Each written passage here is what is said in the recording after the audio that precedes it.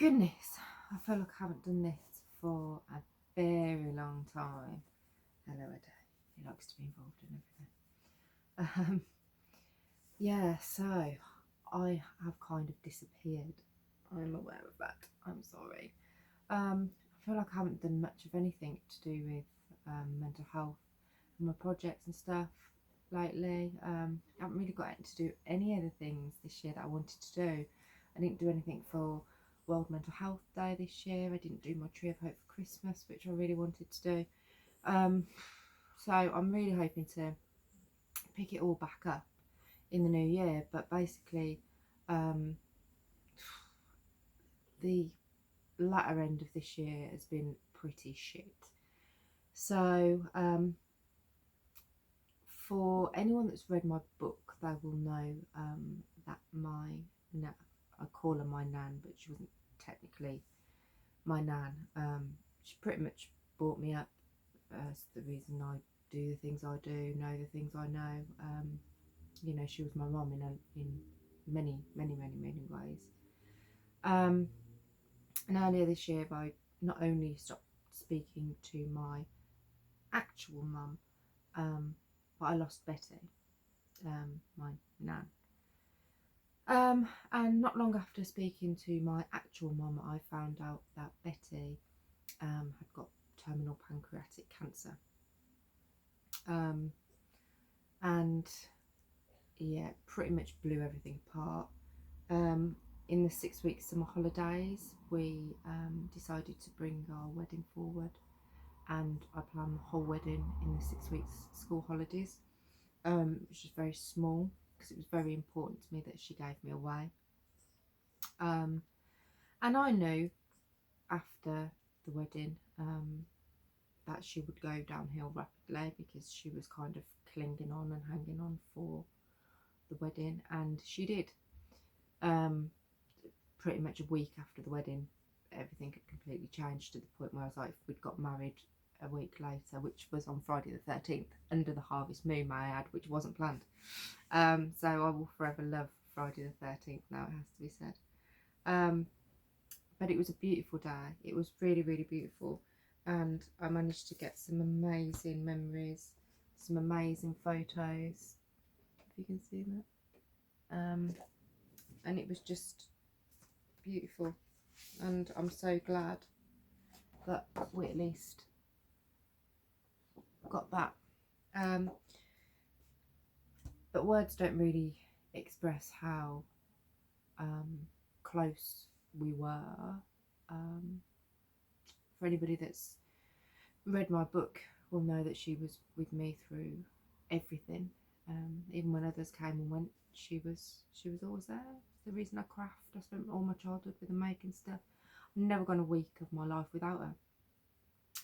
So I've kind of been left with this big shitty hole.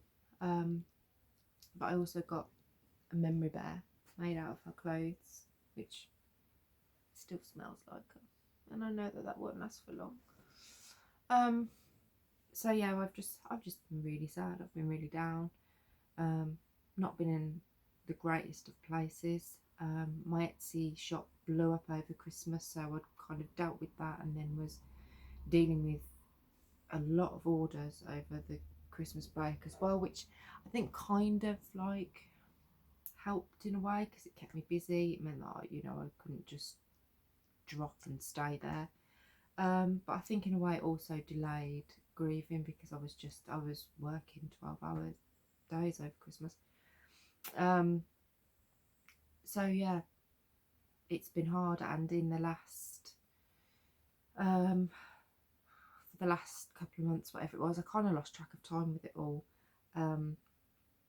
I was kind of looking after her. She wanted to stay at home, so myself and a couple of other family members were there every day morning, and then I was coming back. I was going in the morning, coming back, picking my daughter up from school, doing orders. My now husband was coming home from work, and I was going back and looking after her, and it was, I can't get some of it out of my head, I've got to be honest. Some of the things she said, some of the ways that she was, how poorly she got, some of the things are just ingrained up here at the moment, and just watching basically somebody die every day for a few months was incredibly fucking hard.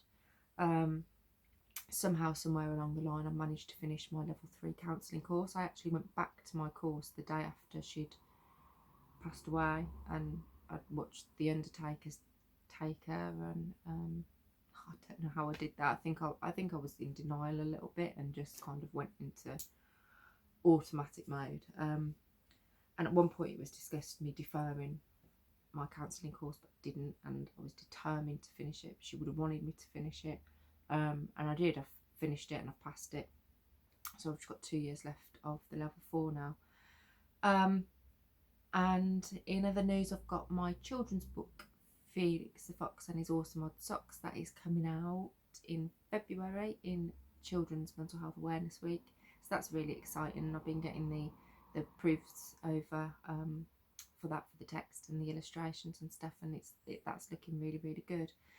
So I'm just hoping to pick everything back up a bit. It's just been really busy and sad, and to be honest, I've just felt really fucking lost. Everything that I thought I was doing and everything I thought I wanted to do and was getting on top of, and feeling better and feeling stronger and feeling more confident, I feel like all of that, the latter half of this year, has kind of been knocked out of me a little bit, and I feel like I'm not really sure what I'm supposed to be doing again. But I'm sure I will get that back, and I'm sure I'm going to pick it all up.